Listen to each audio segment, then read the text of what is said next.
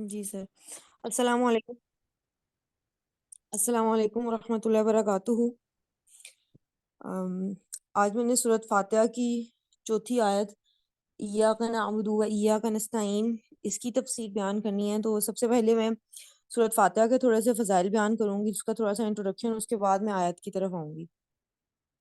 سورۃ فاتحہ جو ہے وہ نزولی اعتبار سے پانچویں سورت ہے. دس از دا ففتھ سورہ ان ریولیوشن آرڈر، اور یہ پہلی سورت ہے جس میں اللہ تعالیٰ کا جو نام ہے اللہ، جیسے الحمدللہ والا جو ورڈ ہے پہلا، یہ پہلی بار قرآن شریف میں استعمال ہوا. جی اس کو یہ لفظ جلالہ کہلاتا ہے.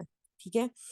اور اس کے بعد یہ سورت جو ہے یہ ایک پوری کی پوری ایک دعا ہے. اور فاتحہ کا مطلب ہے، اس کا مطلب فاتحہ کا روٹ ورڈ جو ہے اٹ از فا تا اینڈ ہا. اس کا مطلب ہوتا ہے کھولنا، اس نے کھولا. اب فاتحہ جو فاتحہ ورڈ ہے، مفتاح جو چابی ہوتی ہے، وہ بھی اسی روٹ ورڈ سے نکلی ہے، اور یعنی کہ کھولنے والی. تو اس کا جو نام ہے، وہ سورہ کا جو نام ہے، وہ اس کی اہمیت کو اور اس کے مقصد کو نا بڑی اچھی طرح سے ظاہر کرتا ہے. اب ایک صحیح مسلم کی ایک حدیث ہے، ابن عباس سے روایت ہے کہ ایک بار جبرائیل علیہ السلام نبی صلی اللہ علیہ وسلم کے پاس بیٹھے ہوئے تھے، تو انہوں نے اپنے اوپر سے زور سے ایک دروازہ کھلنے کی آواز سنی. تو انہوں نے نا فوراً دیکھا اور ارشاد فرمایا، کہا کہ یہ دروازہ، یہ آسمان کا جو دروازہ بھی کھلا ہے، یہ پہلے کبھی نہیں کھلا تھا، اور جو فرشتہ اترا ہے اور نیچے زمین کی طرف آ رہا ہے، یہ اس سے پہلے زمین پر کبھی بھی نہیں اترا. اور اور اور انہوں نے پھر جبرائیل امین علیہ السلام نے فرمایا کہ آپ صلی اللہ علیہ وسلم کو دو نوروں کی خوشخبری ہو، سورہ فاتحہ اور سورہ بقرہ کی آخری دو آیات کی. آپ صلی اللہ علیہ وسلم نے حضرت جبرائیل امین علیہ السلام نے فرمایا کہ جو ان دونوں چیزوں کو پڑھ کر دعا مانگی جائے گی، یعنی کہ سورہ فاتحہ اور سورہ بقرہ کی آخری دو آیات کو انسان جو مانگے گا اس کو وہ عطا کر دیا جائے گا. یعنی کہ ان دو کلمات کے ساتھ آپ جو بھی مانگیں گے وہ آپ کو عطا ہوگا. اس کے علاوہ سورۃ ہجر کی آیت میں بھی اس کی جو ہے وہ فضیلت بیان ہوئی ہے. یعنی کہ اس کی سورت کے مختلف نام، اس کے مطلب کافی سارے اس کے نام ہیں، جس وجہ سے اس کی اہمیت اور بھی واضح ہوتی ہے. فاتح الکتاب، الصلاۃ، الحمد، صحیح المسانی، سبع المسانی، یعنی کہ 7 آیات والی، دہرائی جانے والی 7 آیات. اب دہرائی جانے والی مطلب ہم قرآن، اگر ہم صرف نماز کو ہی لے لیں تو ہم دن میں جو صرف فرض رکعات ہیں نمازوں کی 5 وقت کی، تو اس میں ہم 17 مرتبہ اس صورت کو جو ہے نا وہ ہم دہراتے ہیں ہر آیت میں. اٹس مینڈیٹری کہ اس کو ہم نے پڑھنا ہے، ورنہ جو صحیح مسلم کی ایک جو حدیث ہے، یعنی کہ یہ بھی سمجھ لیں کہ سمجھ نہیں لیں، آئی مین دس از صحیح حدیث کہ حضرت ابو ہریرہ رضی اللہ تعالیٰ عنہ سے روایت ہے کہ جس نے سورۃ فاتحہ نہیں پڑھی نماز میں تو اس کی نماز جو ہے نا وہ ناقص ہے. تو انہوں نے اور یہ بات انہوں نے، جس نے نہیں پڑھی، یہ بات انہوں نے 3 مرتبہ فرمائی کہ جس نے نہ پڑھی سورۃ فاتحہ اس کی نماز ناقص ہے. اور انہوں نے فرمایا کہ نماز میں پڑھو. تو پھر کسی صحابی نے کہا کہ امام پڑھ رہا ہوتا ہے ہم سنتے ہیں، تو انہوں نے کہا کہ نہیں، تم دل میں پڑھو.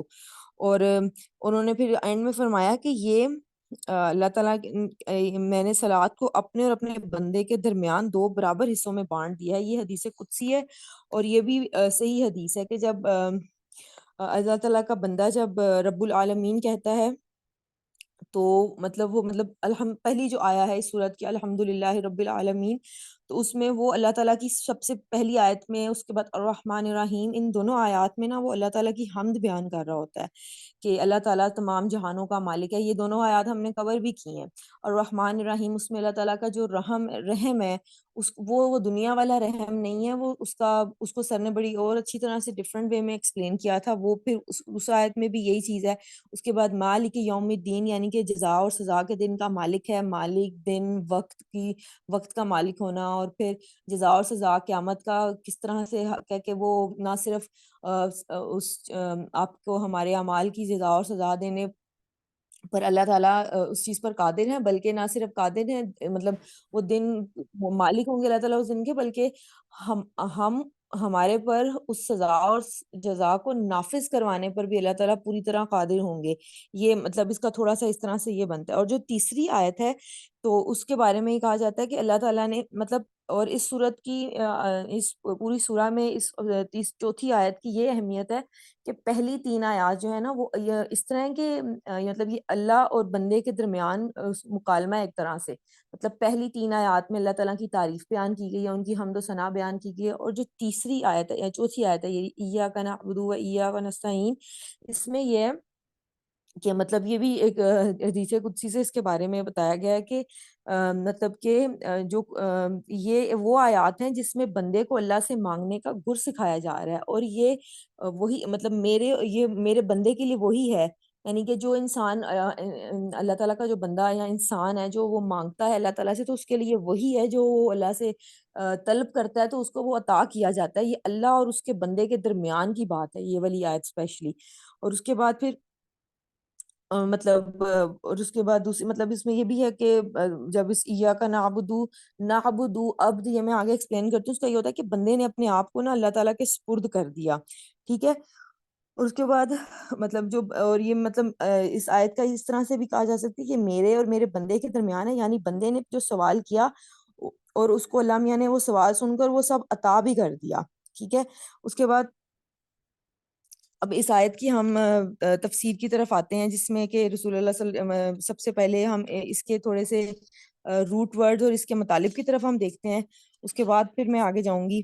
ایاک نعبد و ایاک نستعین، اس کا مطلب ایاک کا سب سے پہلے ہم بعد میں دیکھتے ہیں. پہلے ہم نعبد دیکھتے ہیں. ایاک کا میں ایکسپلین کرتی ہوں، لیکن سب سے پہلے نعبدو کا دیکھتے ہیں. نعبدو میں نون جو ہے وہ نحنو کے لیے وی کے لیے استعمال ہوتا ہے. عبد عین با دال، اس کا جو روٹ ورڈ ہے یعنی کہ عین با اور دال عبد کا، اس کا مطلب ہے عبادت کرتے ہیں، یعنی کہ عبادت کرنا. ٹھیک ہے.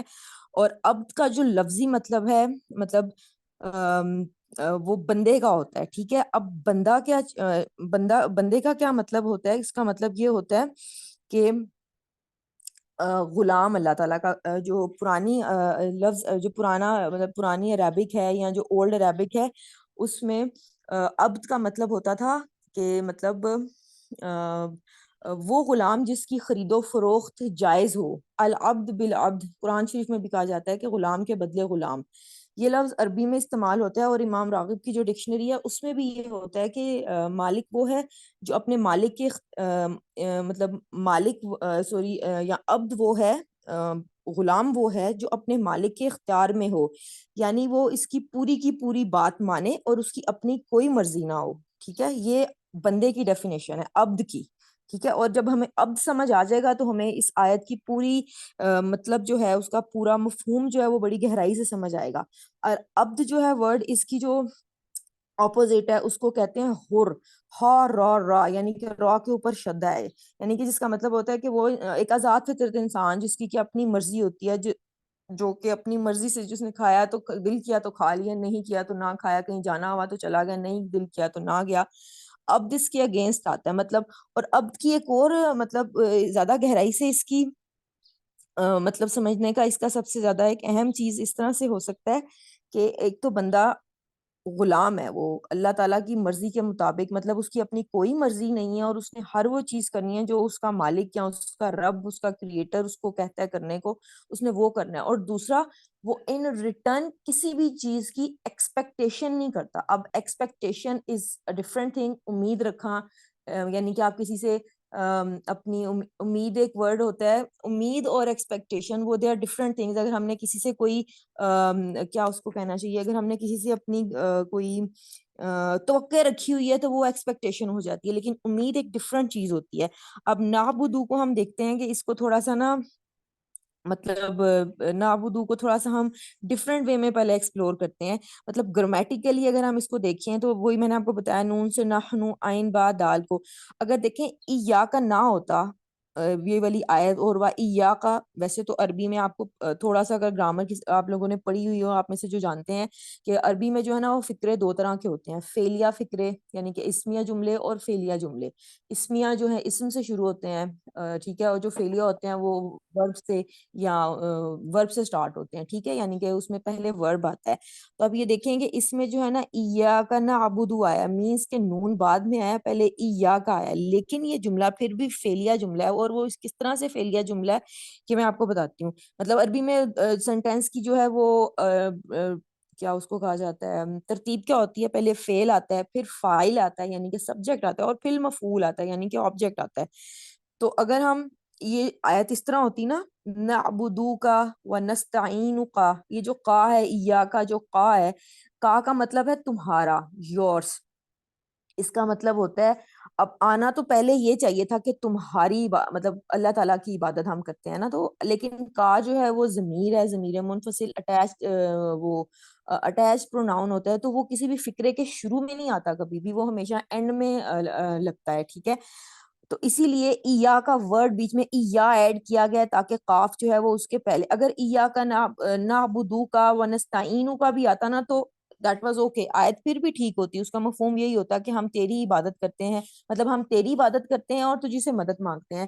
لیکن اس میں نا پھر ایک کیا کہتے ہیں کہ ایک اس کا ایک اس میں کمی رہ جاتی یا کمی آ جاتی کہ ہم کسی اور سے بھی مانگ سکتے ہیں. تو اسی لیے ایا کا، اب ایا کا کیا مطلب ہوتا ہے، اب دیکھیں ایا کا جو الف یا قاف کا مطلب ہوتا ہے نا، یہ ہوتا ہے کہ ہر مطلب اس کو ہم تخصیص کے لیے کہا جاتا ہے کہ صرف اونلی اس طرح سے ہوتا ہے. اگر مطلب اولڈ عربک میں اگر اس کو دیکھا جائے تو یہ کس طرح استعمال ہوتا ہے کہ مطلب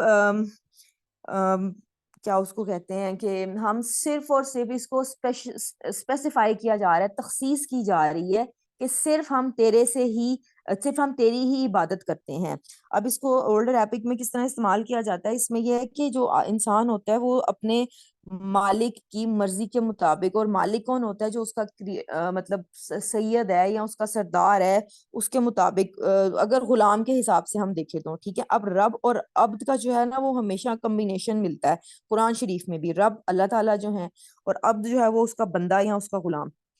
اور عبد کا جو ورڈ ہے نا وہ رسول اللہ صلی اللہ علیہ وسلم کے لیے بھی استعمال ہوا ہے. سورہ بنی اسرائیل کی جو پہلی آیا ہے، جب آپ صلی اللہ علیہ وسلم کھڑے تھے اسراء یا معراج کا جو واقعہ ہے، پہلی آیت میں جب انہوں نے مطلب اس وقت ان کا مقام تھا کہ انہوں نے جانا تھا معراج کے واقعے کے لیے، تو اس آیت کا ترجمہ یہ ہے کہ پاک ہے وہ ذات جو لے گئی اپنے بندے کو، بھی عبدی ہی، یہ لفظ یوز ہوا ہے راتوں رات مسجد حرام سے مسجد اقصی تک. تو یہ الفاظ عبد کا نبی پاک صلی اللہ علیہ وسلم کے لیے بھی جو ہے نا وہ استعمال ہوا. اور اب اپنے آپ اب عبد کا مطلب اللہ کے ہاں جو ہے نا وہ انسانیت کا بلند ترین سٹیٹس یا ایک بلند ترین رتبہ جو ہے نا وہ عبد ہے، یعنی کہ غلام ہونا، اللہ تعالیٰ کا جو عبد اللہ کا بندہ، ٹھیک ہے. یہ ایک کمپلیٹ سرنڈر کی کیفیت ہوتی ہے کہ جس میں انسان کی کوئی اپنی چوائس اور کوئی اپنی ول نہیں ہوتی، وہ مکمل طور پہ اللہ تعالیٰ کو اپنا مالک، اپنا سردار مان کر چلتا ہے. یہ انسانیت کی اوج ہے، ٹھیک ہے. اب اس کو سورہ نجم میں بھی جو ہے، اور سورۃ المنتہا جب آپ صلی اللہ علیہ وسلم سدرۃ المنتہا میں تھے جانے والے، تو اس وقت بھی عبد کا لفظ استعمال آپ صلی اللہ علیہ وسلم کے لیے ہوا ہے کہ بندہ جب عبد بنتا ہے تو وہ مطلب بندہ جس وقت اللہ کا غلام یا عبد اس کے لیے لفظ استعمال ہوتا ہے نا، تو وہ اپنا پورا کا پورا اختیار اپنے رب کو سونپ دیتا ہے. اور ریوارڈ میں نا وہی جو بات میں نے پہلے بتائی ہے کہ وہ کچھ ایکسپیکٹ بھی نہیں کرتا کہ مجھے کچھ ملے گا یا نہیں. یہ عبودیت کا درجہ ہے. رسول اللہ صلی اللہ علیہ وسلم کی ایک دعا تھی کہ یا اللہ میں آپ کا بندہ ہوں اور آپ ہی میرے رب ہیں، اور کون ہے جو اپنے بندے پر رحم کرے گا. مطلب یہی کہ اللہ کا جو اللہ تعالیٰ انسان کے مالک ہیں، مختار ہیں، رب ہیں، کریٹر ہیں، اور انسان جو ہے وہ صرف بندہ ہے. تو اللہ کے علاوہ کون ہے، مطلب وہی بات ہے کہ کون ہے جو کہ انسان پر رحم کرے گا، بندے پر رحم کرے گا، تو وہ اللہ تعالیٰ کی ذات ہی ہے، ٹھیک ہے. اور اب اس کو عبادت کو ہم سمجھتے ہیں عین با دال عبادت عبد. ہمیں جو ایک نارمل لفظ عبادت میں آتا ہے کہ وہ ہمیں یہی پتا ہے کہ ہم نے 5 وقت کی نماز پڑھ لی، تو نماز، روزہ، حج، زکوٰۃ، تو دس از اٹ، ہم نے عبادت کر لی. لیکن عبادت کا جو ہے نا وہ مطلب بہت وسیع ہے. مطلب اس کے مطلب سب سے پہلے تو یہ ہوتا ہے کہ جو عبد کا مطلب ہے نا وہ یہ ہے کہ ہم نے اللہ تعالیٰ کے قوانین کو نہ صرف مانا، اس کو ایک آسان 2 جملوں میں اگر بیان کرنا ہے تو وہ یہ ہے کہ اگر جب ہم نے اللہ تعالیٰ کے قوانین کو مانا تو نہ صرف ہم نے ان کو دل و جان سے مانا بلکہ ان کے نفاذ کے لیے ہم نے کوششیں بھی کی. اور قوانین کون سے ہوتے ہیں اللہ تعالیٰ کے، مطلب ہر چیز کا زندگی گزارنے کے ڈھنگ سے لے کر کھانا پینا سونا جاگنا حلال حرام، پھر رشتوں میں حلال حرام کا تعین، ہر طرح کا مطلب سود سے بچنا، وہ ہر طرح کے قوانین جو اللہ تعالیٰ نے ہم لوگوں پر فرض کی ہیں۔ اب عبادات آپ دیکھیں کتنے طرح کی ہوتی ہیں، یہ میں تھوڑا سا بریفلی بیان کرتی ہوں کہ بدنی عبادات ہوتی ہیں، قلبی عبادات ہوتی ہیں، اور مالی عبادات۔ بدنی میں کون سی آتی ہیں؟ نماز روزہ حج زکوٰۃ وغیرہ کا اہتمام، اور اللہ تعالیٰ کے دین کے قیام کی کوشش، یعنی کہ اگر کوئی دعویٰ کا کام کریں، ایون جو ہم لوگ یہ صبح کرتے ہیں تفسیر پڑھتے ہیں سر سے، تو یہ بھی بدنی عبادت میں آتا ہے کہ ہم ایفرٹ کر رہے ہوتے ہیں، کلاس لے رہے ہیں موبائل پہ بیٹھ کر ٹائم دے رہے ہیں، یہ بھی بدنی عبادت ہے۔ دعوت بھی اللہ تعالیٰ کے دین کے قیام کی جو ہم کوشش کرتے ہیں، اس میں جو سی ایفرٹس کر رہے ہیں، وہ بھی بدنی عبادت میں آتی ہے۔ اب قلبی عبادت میں کیا ہے کہ جو عبادت ہم دل سے کرتے ہیں، مطلب اللہ تعالیٰ پر توکل، خوف، رجوع، محبت بھی اللہ تعالیٰ سے جو کی جاتی ہے، گناہ کی وجہ سے جو ہم ڈر رہے ہوتے ہیں اللہ تعالیٰ سے، خضوع اور خشوع، اور اللہ تعالیٰ محبت عاجزی اور اللہ تعالیٰ کی ول کے آگے سرنڈر کرنا، یہ سب قلبی عبادات میں آتا ہے، ٹھیک ہے۔ اور مالی عبادت، اب مالی عبادت سے سن کر پہلا پیسے سے عبادت، تو وہ بھی ذہن میں آتا ہوگا، زکوٰۃ صدقات قربانی، قرض سے کسی کی مدد کرنا، ویسے اپنے پیسوں سے کسی کی مدد کر دینا، اور دین کی سربلندی کے لیے اپنے اگر آپ پیسے لگا رہے ہیں، یا ایون ان کاموں میں اگر کوئی پیسہ ریکوائر ہے، تو وہ بھی مالی عبادت میں ہی آ جاتا ہے۔ تو امیڈیٹلی ہمارے ذہن میں نا یہی خیال آتا ہے کہ عبادت وہ ہے کہ ہم اپنے آپ کو پورا کا پورا جو ہے نا وہ اپنے رب کی عبادت میں جو ہے نا وہ انگیج کر دیں۔ اب یہاں سے دیکھیں پچھلی 3 آیات کو بھی اگر غور سے دیکھا جائے، الحمدللہ رب العالمین، کہ ہم اللہ تعالیٰ کی ثنا بیان کر رہے ہیں کہ وہ تمام جہانوں کی وہ پورا ایکسپلین پوری گہرائی سے بتایا تھا کہ جہانوں کا مطلب یہاں پر کیا ہے، انسانوں ہے۔ پھر اس کو اگر سورت ناس کے ساتھ بھی جوڑا جائے، قل اعوذ برب الناس، کے تمام انسانوں کا رب، تو اس کو پہلی اور آخری سورت کے ساتھ بھی ان دونوں سورتوں کو جوڑا جا سکتا ہے کہ قرآن شریف کی یہ سورہ تمام قرآن کے ساتھ جو ہے نا وہ مطلب جڑتی ہے، اٹیچ ہوتی ہے، کیونکہ یہ بھی ایک حدیث قدسی ہے کہ میرے خیال میں یہ صحیح مسلم کی تھی کہ صحیح بخاری کی، مجھے اب ایگزیکٹ بھول گیا، بٹ صحیح حدیث ہے کہ انہوں نے کہا تھا کہ حضرت ابو ہریرہ سے آئی تھنک مروی ہے کہ قسم ہے اس ذات کی جس کے قبضے میں میری جان ہے، کہ ایک سورت فاتحہ جیسی کوئی بھی سورہ نہ یہودیوں کی کتاب، نہ تورات میں ہے، نہ انجیل میں ہے، نہ زبور میں ہے، اور نہ ہی قرآن میں۔ اب یہ نہ ہی قرآن کا مطلب ہے کہ سورت فاتحہ ایک طرف اور باقی پورا قرآن ایک طرف، تو اس جیسی سورت باقی قرآن کی کسی بھی دوسری سورت میں وہ والی صفات یا وہ والی اہمیت نہیں ہے جو سورت فاتحہ کی ہے۔ کہ یہ قرآن کی سر نے بھی یہ بات ہمیں بتاتے ہیں اپنے بیان میں ہمیشہ، کہ یہ پورے قرآن کے ساتھ، یہ ہر سورت کے ساتھ اس کا ربط قائم ہوتا ہے۔ تو یہ وہی چیز ہے سورت فاتحہ کی، کہ یہ آخری سورت کے ساتھ کی پہلی آیت کے ساتھ بھی الحمدللہ رب العالمین قل اعوذ برب الناس، یہ وہاں پر بھی، اور صرف اس آیت کا نہیں ہے، کچھ اگلی آیات میں بھی اس کا جو ہے نا وہ رب جو ہے وہ قائم ہوتا ہے۔ اب مطلب اس کے بعد عبادت میں اس کے علاوہ پھر الحمدللہ رب العالمین کے بعد الرحمن الرحیم، یعنی کہ اس کو الرحمن الرحیم میں بھی ہم نے اللہ تعالیٰ کی صفات بیان کی، اس کی مطلب اب دیکھیں 3 جو آیات ہے الحمدللہ رب العالمین، اب سب سے پہلے تو اللہ، پھر رب، اللہ تعالیٰ کا جو اللہ نام ہے وہ تو اللہ تعالیٰ کا آپ کو پتہ ہے کہ جلالی نام ہے، وہ ایک ڈفرنٹ نام ہے۔ رب جو ہے پھر رحمان رحیم، اور اس کے بعد تیسری آیت مالک یوم الدین، یہ مالک ہونا، اور یہ والے جو باقی کے 4 نام ہیں ٹوٹل، یہ اللہ تعالیٰ کے صفاتی نام ہیں، ٹھیک ہے۔ تو اس پوری سورت کی پہلی 3 آیات میں جو ہیں وہ اللہ تعالیٰ کے 5 نام استعمال ہوئے ہیں، جن میں سے ایک جو ہے وہ ذاتی اللہ، اور باقی 5 جو ہیں وہ صفاتی نام ہے اللہ تعالیٰ کے۔ اور اس کے علاوہ جو ہے سورت زاریات کی بھی جو ایک آیت ہے، اس میں بھی یہی بیان کیا ہے کہ ہم نے پیدا کیا، ہم نے نہیں پیدا کیا، مطلب اس طرح سے لم، اب لا لم اور لن یہ حروف ناہیہ ہیں، اور ان کے ڈفرنٹ مطلب ہوتے ہیں، کچھ ایک لا نہیں ہوتا، لم ہرگز نہیں، اور لن بالکل نہیں، یعنی کہ کچھ سختی سے انکار کرنا، اور کچھ بڑی بہت زیادہ اس میں کوئی گنجائش نہ ہونا اس میں انکار کے علاوہ، تو وہ اس انداز میں یہ فہم ہوتے ہیں۔ ہم نے نہیں پیدا کیا جن و انس کو اس لیے کہ سوائے اس کے کہ وہ لیکن اس آیت کا مفہوم اس طرح نکلتا ہے کہ ہم نے جن و انسان کو اس لیے پیدا کیا کہ وہ میری عبادت کریں، ٹھیک ہے۔ تو کیا عبادت کی ضرورت تھی اللہ تعالیٰ کو؟ نہیں، بالکل نہیں، اللہ تعالیٰ کو تو بالکل ضرورت نہیں تھی کہ وہ ہم اگر پوری دنیا کے انسان اور جن بھی اگر اللہ تعالیٰ کی عبادت پہ لگ جائیں، بالکل گمراہ نہ ہوں، تب بھی اللہ تعالیٰ کی خدا جو ان کی پوری اللہ تعالیٰ کی جو وحدانیت ہے یا جو خدائی ہے اس میں اللہ تعالیٰ کو فائدہ فرق نہیں ہوگا، اور اگر نہیں، اللہ نعوذ باللہ، اگر نہ کریں اور کفر کا شکار ہو جائیں تمام جن و انس، تب بھی اللہ تعالیٰ کی خدائی میں اور ان کی وہ وحدانیت میں فرق نہیں پڑے گا۔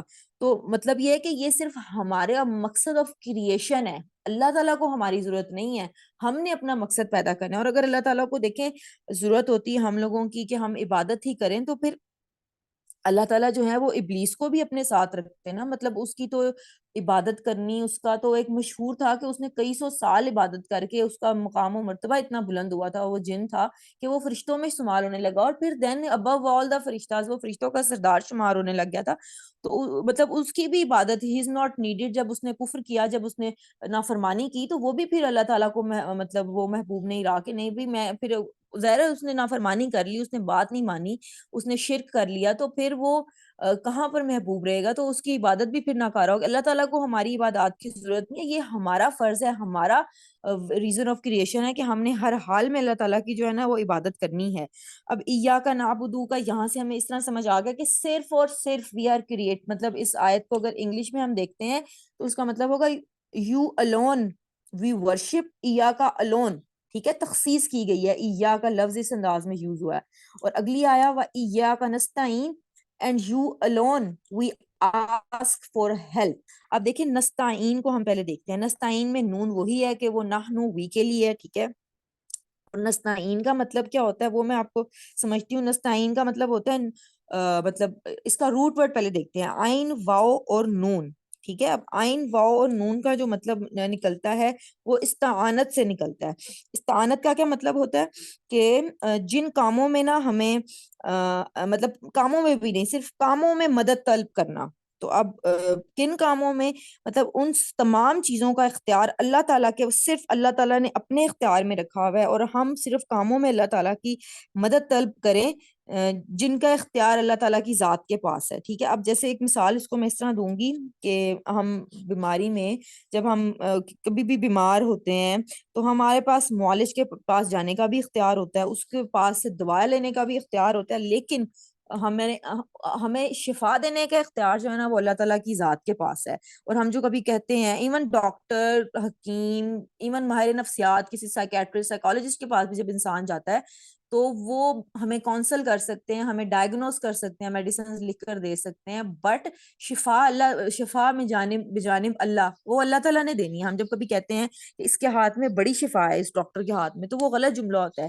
شفا نہیں ہے، اس کے پاس وہ اختیار ہی نہیں اللہ تعالیٰ نے اس کو دیا۔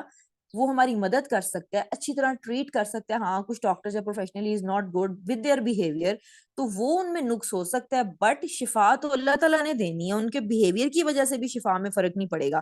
وہ صرف مدد کر سکتے ہیں دوائی لکھ کر دینے میں، ہماری بیماری کو ریکگنائز کرنے میں، بٹ وہ شفا اللہ تعالیٰ نے دینی ہے۔ تو اب اس کا اب مدد کا کیا ہوتا ہے کہ مطلب کسی مدد تو مطلب کسی غریب کی بھی ہم مدد کر سکتے ہیں کہ وہ ہمیں کسی بھی طرح سے مدد درکار ہے تو اس کو مدد دے سکتے ہیں، تو وہ ویسے تو ہر چیز اللہ تعالیٰ نے اپنے اختیار میں رکھی ہے کہ ہم نے صرف اللہ سے ہی مدد طلب کرنی ہے، بٹ اب اللہ تعالیٰ نے اپنے دنیا میں جو ہے وہ فکر و غنا ہے، یعنی کہ غریبی اور امیری اگر ہے تو اللہ تعالیٰ نے اپنی مخلوق کو کچھ ریسورسز زیادہ عطا کیے ہیں، تو وہ پھر کسی امیر پہ ہوتا ہے کہ وہ اللہ کی خوشی سے، اللہ کی مرضی سے، اللہ کے حکم سے ان کی مدد کر رہا ہوتا ہے، تو وہ لیکن ان کے دل میں جو کیا کہنا چاہیے، مطلب ایک بندہ بہت امیر ہے، اس کے پاس بہت پیسہ ہے، بٹ اگر وہ دل سے غنی نہیں ہے، دل سے امیر نہیں ہے، تو مطلب وہ دینے میں کنجوسی سے کام لیتا ہے۔ تو وہی بات ہے کہ دینے کی طاقت اور دینے کی ہمت آنا، جیسے شفا ڈاکٹر نہیں دیتا، اللہ تعالیٰ دیتے ہیں، اسی طرح دینے کی آپ کے ہاتھ میں وہ یا آپ کے دل و دماغ میں وہ خواہش پیدا ہونا، وہ بھی اللہ تعالیٰ ہی پیدا کرتا ہے۔ تو وہ جو ہمارے اندر خواہش پیدا ہوتی ہے، یا دیکھ کر کسی کو دل دکھتا ہے تو ہم بڑے کھلے دل سے ان کی مدد کرتے ہیں، تو وہ بھی ہمارے اندر اللہ تعالیٰ ہی، مطلب اللہ اور بندہ ہے بس۔ اگر اللہ تعالیٰ نہیں چاہیں گے تو بندہ کچھ نہیں کر سکتا، کسی کے ساتھ نہ اچھا کر سکتا ہے نہ کسی کے ساتھ برا۔ ایون ہم اپنی لائف کے چھوٹے چھوٹے یا بڑے بڑے میٹرز میں بھی when we got hurt, کسی نے ہمارے ساتھ بدتمیزی کر دی, ایون in any case, تو ہم اگر اپنی لائف کو جسٹ اس پوائنٹ آف ویو سے دیکھنا شروع کر دیں نا کہ اس نے میری انسلٹ کیا ہے, یہ تو بڑا ہی برا ہے, میں تو اس کو چھوڑوں گا نہیں, یا میں اس کے ساتھ یہ کر دوں گی نہیں, جسٹ اس طرح دیکھیں کہ میں ہوں اور میرا رب ہے, ٹھیک ہے. اگر اللہ تعالیٰ نہ چاہتا نا تو یہ میرے ساتھ کبھی بھی یہ برا نہ کر پاتا. یا اگر کسی نے میرے ساتھ بہت نیکی کی ہے, میری مدد کر دی ہے, یا مجھے سڑک کراس کرا دی ہے, یا کچھ بھی بڑے سے بڑا چھوٹے سے چھوٹا میرا فیور کچھ کر دیا ہے, تو میں اس کی شکر گزار ہونے کی بجائے نا, ہونا چاہیے احسان مند ہونا چاہیے, شکر گزار اللہ کا ہونا چاہیے کہ اگر اللہ تعالیٰ نہ چاہتے تو وہ بندہ کبھی بھی میری مدد نہیں کر سکتا تھا. اللہ تعالیٰ نے یہ توفیق اس کو دی ہے, تو شفا, مدد کی توفیق, دل میں مطلب دل کا غنی ہونا ایون یا دل کا فقیر ہونا, یہ سب کچھ اللہ تعالیٰ کی عطا ہوتی ہے, ٹھیک ہے. اب ہم لوگ جب مدد مانگتے ہیں تو ہمارے ایون یہ بڑے صغیر وغیرہ میں بھی یہ چیز بڑی کامن ہے, اور جگہوں پہ بھی ہو سکتی ہے, بٹ دس از اعتقاد پسندی ہے یہ چیز یہاں پر بہت ہے کہ ہم غیر اللہ سے بھی یہاں پر مدد مانگنے کا بہت رواج ہوتا ہے, مطلب مزاروں میں جانا اور پھر کسی کے وسیلے سے مانگنا کہ اللہ میں اس کے صدقے دے دو, اور پھر ہم ان جن کا صدقہ مانگ رہے ہوتے ہیں وہ بندے ان میں سے کچھ اس طرح کے اولیاء یا کچھ بزرگ تھے جو کہ خود صرف اللہ سے ڈائریکٹ مانگتے تھے اور اسی چیز کو پروموٹ کرتے تھے. ہم ضعیف الاعتقادی کی وجہ سے ہم لوگ اس چیز میں اس طرح ملوث ہو گئے ہوئے ہیں کہ ہم ان کا وسیلہ اللہ تعالیٰ سے بار بار مطلب طلب کر رہے ہوتے ہیں, جو کہ غلط ہے. تو مطلب اب اس صورت مطلب دیکھیں کہ اس صورت کو اسی لیے نا عقیدے کی بنیاد کہا جا سکتا ہے کہ اگر ہمارا عقیدہ درست ہو نا تو ہم بڑے اعلیٰ درجے تک ہم جا سکتے ہیں. انسانوں کے یعنی کہ انسانوں کے پاس جو نا وہ اسباب اور وسائل جو ہیں وہ اللہ تعالیٰ کی عطا کردہ چیز ہے. ایک دوسرے کی مدد ہم طلب کر سکتے ہیں اور پھر دوسرا انسان ایک مدد کر بھی سکتا ہے, لیکن رزلٹ جو ہے وہ صرف اللہ تعالیٰ کے نا ہاتھ میں ہوتا ہے. جیسے ایک آیت ہے کہ نیکی اور تقوی میں ایک دوسرے کی مدد کرو, یا آئی تھنک یہ آیا ہے, مجھے ایگزیکٹ نہیں پتا, بٹ یہ ہے, اور یہ صحیح حدیث یا اگر آیا بھی ہے تو یہ ایک ایکوریٹ چیز ہے. تو مدد نیکی اور تقوی میں کیسے ہو سکتی ہے کہ ہم اللہ تعالیٰ کی مدد, اللہ تعالیٰ کے حکم سے ہم ان دونوں چیزوں میں ان کو مطلب ان کو معاشرے میں ان کو جیسے نیکی ہے تو اس کو پھیلانے میں, یا وہ اس طرح سے جیسے اللہ تعالیٰ کا قانون ہے تو اس کے نفاذ میں ہم اگر کسی کی مدد کر سکتے ہیں تو یہ اس طرح سے آ جاتی ہے. مطلب یہ ایک الٹیمیٹ ہے, اللہ تعالیٰ جو خود ایک الٹیمیٹ اتھارٹی ہیں, تو اس انداز میں یہ بات ہو سکتی ہے. اب دیکھیں کہ دنیا میں بھی جو انسان ہیں یا فرقے ہیں وہ بھی تین طرح کے ہیں. مطلب ایک تو جبریہ اور ایک قدریہ لوگ ہوتے ہیں, اور ایک رائے حق کے مسافر ہیں. جبریہ کون ہے کہ جو اپنے آپ کو نا تقدیر کے ہاتھوں میں کھلونا سمجھتے ہیں کہ بھی میرے تو نصیب میں لکھ دیا گیا ہے, جو ہونا ہے ہو جائے, میں دعا بھی مانگ لوں نا تو کچھ نہیں بدلنا, میں عبادتیں جتنی کر لوں وہ تو لکھا گیا ہے, تو واٹ نیکسٹ, کچھ بھی نہیں ہونا. یہ جبریہ لوگ کہلاتے ہیں. قدریہ وہ ہوتے ہیں جو خود کو نا مختار مطلق سمجھتے ہیں کہ مطلب میں ہوں, میں اتنا طاقتور ہوں کہ میں تو کچھ بھی کر لوں, ہر چیز جو ہے نا وہ میرے ہاتھ میں ہے, میرے بس میں, every thing is in my effort. تو وہ اس طرح کا بلیو رکھتے ہیں. اس کے بعد ایسے تو معتزلین بھی ہوتا ہے, وہ بھی انہی جبریہ اور قدریہ سے ملتے ہوئے لوگ ہیں, لیکن ایک رائے حق کے مسافر ہوتے ہیں کہ وہ نہ تو خود کو کھلونا سمجھتے ہیں, نہ ہی وہ خود کو تقدیر کے ہاتھوں میں کھلونا سمجھتے ہیں, اور نہ ہی وہ خود کو اتنا پاورفل سمجھتے ہیں کہ وہ تو they can change their life, they can change their تقدیر. وہ ایک درمیانہ راستہ اختیار کرنے والے ہیں, وہ عبودیت کو چوز کرتے ہیں. مطلب وہ میرا رب اللہ ہے اور میں نے اپنی مرضی نہیں کرنی, میں اس کا غلام ہوں, میں اس کا بندہ ہوں, ٹھیک ہے. تو یہ مطلب اس طرح سے اس آیت میں, اور اس آیت میں وسیلہ کس طرح سے بیان ہو رہا ہے, وسیلہ اس آیت میں اس طرح سے بیان ہو رہا ہے کہ ہم عبادت, مطلب ایاک نعبد, ہم صرف تیری ہی عبادت کرتے ہیں. مطلب وسیلہ عبادت ہے, اور اس کے بعد نہ ایاک نستعین, پھر ہم مدد مطلب عبادت کو وسیلہ قرار دیا گیا, اور پھر مدد ہم جب اللہ سے مانگتے ہیں تو صرف وہی ہمیں کہا گیا کہ صرف اور صرف اللہ تعالیٰ سے مانگنی ہے. مطلب مدد جو ہے وہ ہم نے صرف اور صرف اللہ تعالیٰ سے مانگنی ہے. اب اس میں سر نے جب ہمیں ایکسپلین کیا تو سر نے ہمیں ڈائیورس کی ایک مثال دی تھی کہ ایک گیا اس میں سمندر کے اندر, اس کو بڑا خوبصورت پتھر نکال کے لایا, دوسرا گیا, دوسرا اس سے بھی خوبصورت نکال کے لایا, تیسرا گیا تو وہ 2 نکال کے لایا اور وہ ان سے بھی شاندار پتھر نکال کے لایا. تو وہ اس طرح سر نے یہ چیز اس طرح بیان کی تھی کہ ہماری ایفرٹ پر ہے, ہماری ہمت پر ہے کہ ہم کتنا دور جاتے ہیں, کتنی دیر ہم ہولڈ کرتے ہیں, تو ہم اس آیت میں سے یا ہم اس چیز میں سے کتنا علم یا کتنی نالج کو اخذ کر سکتے ہیں. اب کا جو ہے وہ پچھلی 3 آیتوں سے کیا ربط ہے, تو اس کا یہی تقاضا ہے کہ جب اللہ تعالیٰ کا تعارف ہو گیا, مطلب تعارف مینز ہم نے اس کی حمد بیان کی, الحمدللہ رب العالمین الرحمن الرحیم مالک یوم الدین. مطلب ہم نے مطلب اللہ تعالیٰ کے ہم نے جو ہے ان کا تعارف ہوا، اللہ تعالیٰ پھر ہم سے وہ کیا ڈیمانڈ کرتا ہے کہ میرے حکم کو مانا جائے، لیکن اللہ میاں نے ڈیمانڈ نہیں کیا. مطلب وہ اس آیت کو تو ہم عبدو، جیسے سر نے بتایا تھا، عبد اللہ وستعین بھی ہم کہہ سکتے ہیں. عبدو اور وستعین مطلب جو ہے یہ امر کے سی ہیں جس میں آرڈر کیا جا رہا ہے. یہ اس طرح بھی ہو سکتی تھی. جو دوسرا میں نے سر نے بھی یہ بتایا تھا سوری عبدو کا و نستعین کا، تو وہی ہے کہ ایا اس لیے لگایا گیا ہے کہ اس میں صرف دلالت یہ آ جائے کہ صرف وہی ذات ہے، اللہ تعالیٰ کی ہی ذات ہے جو عبادت بھی ہم نے کرنی ہے اور اسی سے مدد مانگنی ہے. یا اس لیے ایڈ کیا گیا، تخصیص کی گئی ہے، اس کو مطلب اسپیسیفائی کیا گیا کہ صرف اور صرف اللہ تعالیٰ کی ذات. تو یہ دو اس کے گرامیٹیکل اس طرح آپ کہہ سکتے ہیں کہ اس میں ہوتے ہیں کہ اس کا مطلب اس انداز میں اس کا ہونا ہے. تو لیکن یہ کہ عبادت، اور اب ہم جب تک وہی بات ہے عبادت کا، پھر میں نے پورا ایکسپلین کیا کہ ہم عبادت کو اس وقت تک پوری طرح نہیں سمجھ سکتے جب تک ہمیں پوری طرح عبادت کی روح نہ سمجھ آ جائے. ہمیں تو عبادت بس یہی ذہن میں آتا ہے نا، نماز روزہ کر لیا تو ہماری عبادت ہوگی. وہ عبادت کا بھی ایک پورا کانسیپٹ میں نے دیا ہے کہ عبادت ہر طرح کی، اپنے آپ کو پورا سپرد. اب غلام کیا ہوتا ہے؟ غلام عبد کا مطلب کیا تھا؟ جس بندے کی اپنی کوئی ول، اپنی کوئی خواہش نہیں ہوتی. تو اب اس لفظ کو ہی سمجھنے سے اس پوری آیت کی روح سمجھ آ جاتی ہے کہ وہ بندہ جو مکمل طور پر اپنا آپ اپنے رب کو، اپنے کریٹر کو سونپ چکا ہے، اور نہ وہ ریٹرن میں نہ کوئی چیز کی توقع بھی نہیں کر رہا. ہاں وہ امید کر سکتے ہیں، دعا مانگ سکتے ہیں اللہ تعالیٰ سے. دعا مطلب ہم مدد مانگتے ہیں، تو نستعین کا دعا کی فارم میں بھی آتا ہے کہ ہم ان ریٹرن دعا کر سکتے ہیں، امید رکھ سکتے ہیں. بٹ ایکسپیکٹیشن کیونکہ سم ٹائمز وہ نیگیٹو فارم میں چلی جاتی ہے، بٹ امید رکھنا اور دعا کرنا از سم تھنگ ایلس. کہ مل گیا تو ٹھیک ہے، نہ بھی ملا تو that's okay.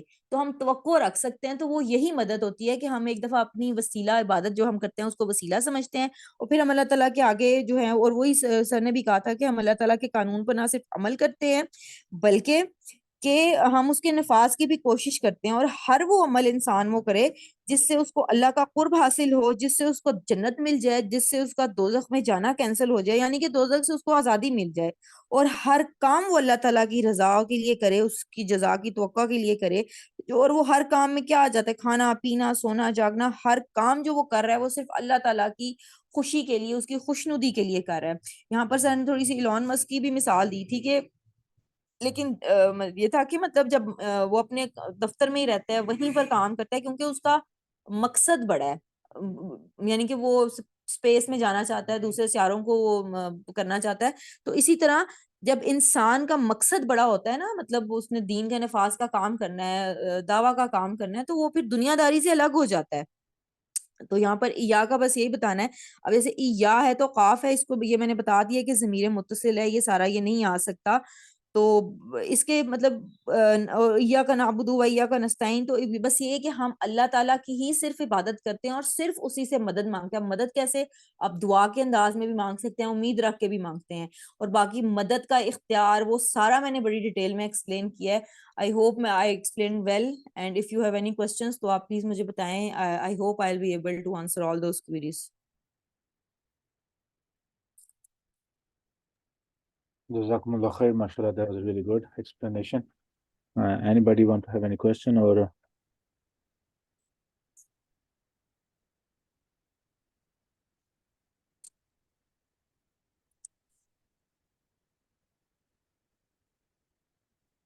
Dr. They happen to be.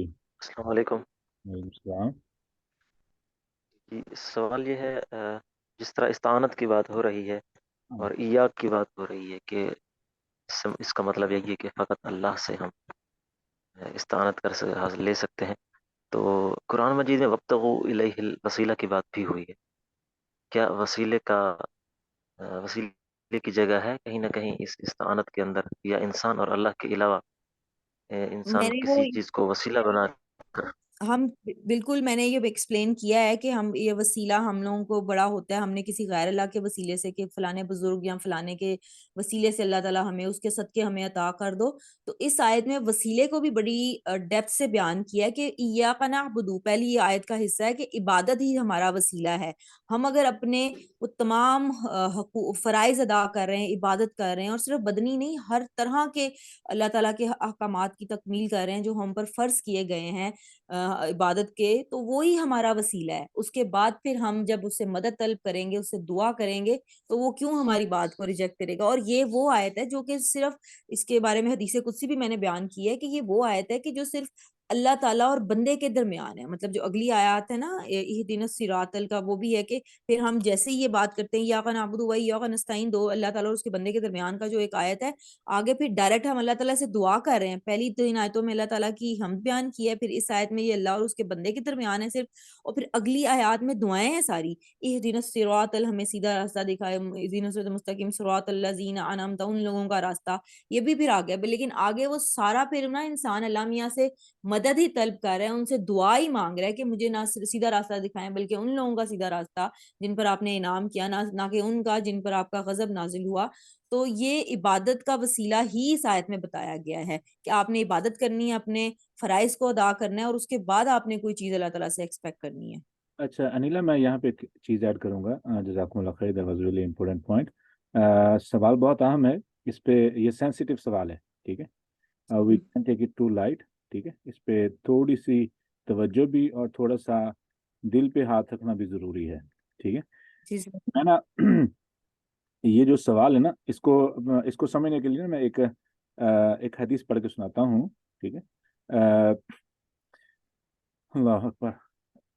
رسول اللہ صلی اللہ علیہ وسلم جب مکہ میں دعوت و تبلیغ کا کام شروع کیا ہے تو لوگ حج کے لیے آتے تھے، ہمیں معلوم ہے، ٹھیک ہے. وہ حج کے لیے آتے، وہاں پہ وہ بھی تلبیہ پڑھتے، مشرکین مکہ بھی تلبیہ پڑھتے، ٹھیک ہے. تلبیہ، کون سا تلبیہ جانتے؟ تلبیہ کسے بولتے ہیں؟ جی سر، اللہ اکبر، وہ جو لبیک پڑھا جاتا ہے پورا. لبیک، ہاں. تو لبیک اللہم لبیک لا شریک لک لبیک، ٹھیک ہے. یہ پورا تلبیہ پڑھتے، ٹھیک ہے. ان الحمد والنعمت لک والملک، ٹھیک ہے. تو کیا ہوتا کہ جب مشرکین مکہ ایک جملہ کہا کرتے، یہی پڑھتے، وہ بھی کیا کرتے؟ کان المشرکون یقولون لبیک لا شریک لک، یہ کہنے کے بعد کہ آپ کا کوئی شریک نہیں ہے، یہ کہنے کے بعد کیا کہتے؟ الا شریکن ہوا لکا تملکہ وما ملک ویقولون ھذا وہم یطوفون بالبیت. میں مسلم شریف کی حدیث پڑھ رہا ہوں، مسلم شریف کی حدیث، ٹھیک ہے. یہ مسلم شریف کی حدیث ہے، حدیث نمبر 1185، 1185 نمبر حدیث. ترجمہ اس کا کیا ہے؟ ترجمہ یہ ہے کہ جب مشرکین، عبداللہ بن عباس رضی اللہ تعالیٰ کہتے ہیں کہ مشرکین مکہ جب لبیک اللہم لبیک لا شریک لک لبیک، یہ کہتے ہیں نا لا شریک لک لبیک، ٹھیک ہے نا، اس وقت اس کے بعد یہ جملہ ایڈ کرتے، ٹھیک ہے. کیا کہتے؟ کہ الا شریکن ہوا لک تملکہ وما ملک، ٹھیک ہے.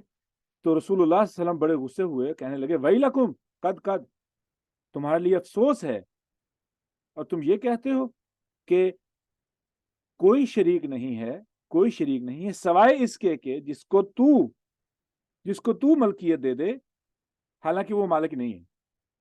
یہ جملہ بہت ڈیپ ہے، ٹھیک ہے. یہ جملہ بہت ڈیپ ہے.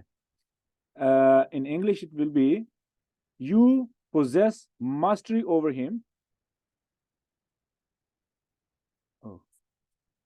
کلاس زوم چل رہا ہے نا؟ ہاں sorry. over him but he does not possess mastery over you. ٹھیک ہے. اچھا اب واپس آ جائیں.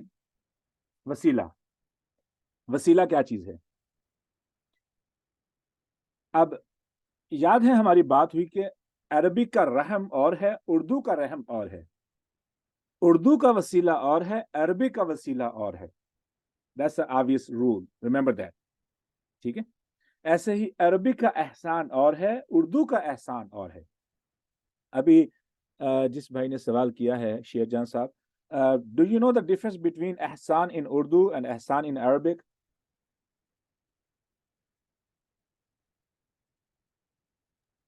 جی تھوڑی سی سینس ہے اس بارے میں بھی.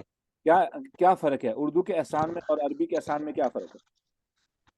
اردو کے احسان میں تو یہی ہے کہ اگر ہم کسی کو کوئی چیز دے دیں، کوئی تحفہ دے دیں، یا کوئی اس طرح کا کام کر دیں جو اس کی مدد کے لیے مددگار ثابت ہو، اس کا فائدہ مند. ہاں جی. فائدہ مند ہو، یہ احسان. لیکن عربک میں احسان حسن سے ہے. حسن وسعت کے معنوں میں آتا ہے, وسعت نظری. لیکن وہ جبرائیل علیہ الصلوۃ والسلام کی حدیث میں احسان کسے کہا گیا ہے؟ کہ ان تعبد اللہ کأنک تراہ فإن لم یکن تراہ فإنہ یراک. یہ ایمان کا اوپر والا درجہ ہے. اسلام نیچے والا درجہ ہے. اسلام یہ ہے کہ آپ کو پتہ ہے آپ ایمان لے آئے ہیں, آپ ارکان کو پورا کر رہے ہیں, ٹھیک ہے. اس سے اوپر والا درجہ ہے ایمان, ٹھیک ہے. ایمان اوپر والا درجہ ہے, اور ایمان سے اوپر والا درجہ احسان ہے, ٹھیک ہے, جس پہ تمام انبیاء فائز تھے, جس پہ تمام صحابہ فائز تھے, ٹھیک ہے. اور یہی محنت طلب درجہ ہے جہاں پہ انسان پہنچ جائے. تو حدیث کا ترجمہ یہ ہے کہ آپ اللہ کی ایسے عبادت کریں جیسے کہ اللہ کو دیکھ رہے ہیں. اللہ کو دیکھ رہے ہیں, آپ اللہ کو دیکھ رہے ہیں. اور اگر آپ اللہ کو نہیں دیکھ سکتے, یعنی آپ اس لیول پہ نہیں پہنچے ہیں, تو سوچیں کہ اللہ تو تمہیں دیکھ رہا ہے نا. تو یہ ہے احسان. ایسے ہی وسیلہ کیا چیز ہے؟ پہلے نمبر پر ایک وسیلہ ہے رسول اللہ صلی اللہ علیہ وسلم کے ساتھ خاص, ٹھیک ہے, جو ہم دعا میں پڑھتے ہیں نماز کے اذان کے دعوت التامۃ والصلاۃ القائمۃ آت محمدا الوسیلۃ والفضیلہ. وسیلہ, ٹھیک ہے, آت محمد, عطا کر محمد صلی اللہ علیہ وسلم کو وسیلہ اور فضیلت, ٹھیک ہے. یہ ایک اور وسیلہ ہے. اب آ جائیں جو وسیلہ ہم سمجھتے ہیں, ہمارے ہاں وسیلہ جو سمجھا جاتا ہے. سوال یہ ہے کہ کافر بتوں کی پوجا کیوں کرتے ہیں؟ سوال ہے. عیسائی عیسیٰ علیہ السلام کی عبادت کیوں کرتے ہیں؟ ٹھیک ہے. یا جو بھی اللہ کے علاوہ کسی کی عبادت کرتا ہے کیوں عبادت کرتا ہے؟ ان کے نزدیک اس کی عبادت کرنے کا مقصد یہ ہے کہ ہم اس قابل نہیں ہیں کہ ہماری عبادت کو اللہ ڈائریکٹلی قبول فرمائے, لہٰذا ہمیں وسیلہ اختیار کرنا پڑتا ہے جو اللہ کا برگزیدہ شخص ہو. اس کے وسیلے سے ہماری عبادت اللہ تک پہنچتی ہے اور ہماری عبادت کی قبولیت کے امکانات بڑھ جاتے ہیں. That's a one example. Second example وہ ہے وہ اسے بولتے ہیں سفارش, ٹھیک ہے. وسیلہ سفارش بھی ہے. اب سفارش کیا ہے کہ مثال کے طور پر شیر جان جو ہے نا, ان کا آپ کا تعلق ہے ایس ایچ او سے یا ڈی ایس پی یا پولیس کے سینئر آفیسر سے, ٹھیک ہے, اور میں مصیبت میں پڑ گیا ہوں, اور آپ میرے it happen to be that you are my close friend, ٹھیک ہے, یا میرے قریبی رشتے دار کہہ لیں, ٹھیک ہے. اب مجھے معلوم ہے کہ آپ کا اس بندے کے ساتھ اچھا تعلق ہے جو کہ اس ڈپارٹمنٹ کا ہیڈ ہے, جس کی جو میرے لیے مصیبت بن چکا ہے, ٹھیک ہے, یا جس سے مجھے کام ہے.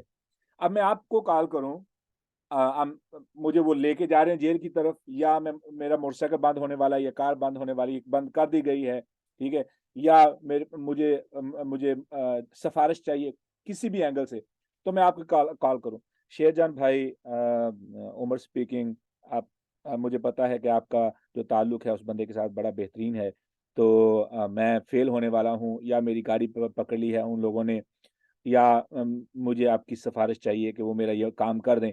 تو جو ہی آپ اپنے اس تعلق کو استعمال کریں, اب I was not able to get that thing done by myself, اب میں آپ کے تعلق کو استعمال کر کے اپنے کام کو نکلوا رہا ہوں سفارش کے ذریعے, یہ بھی وسیلہ ہے. اچھا, اب جتنے بھی اسلام سے پہلے یا اسلام کے بعد بھی, اسلام کے آنے کے بعد بھی جتنے بھی لوگ باقی مذاہب میں اللہ کے علاوہ کسی چیز کی عبادت کرتے ہیں, اگر ان کا یقین اللہ پر ہے تو ان کا مین مقصد ان بتوں کی عبادت یا ان غیر اللہ کے علاوہ جن چیزوں کی عبادت کرتے ہیں, مقصد یہی ہے کہ ہم چونکہ اس قابل نہیں ہیں, یہ جو مجسمے ہیں یا یہ جو ہستیاں ہیں, ان کی سفارش ہمارے کام آ جائے گی اور ہم بخشے جائیں گے. You got my point. اب آ جائیں ایک حدیث جو بڑی مشہور ہے. وسیلے کے 3 طریقے ہیں, وسیلہ اختیار کرنے کے 3 طریقے ہیں. یعنی اگر ہم نے اللہ سے کوئی بات منوانی ہے تو اس کے 3 طریقے ہیں, اس کے 3 طریقے ہیں.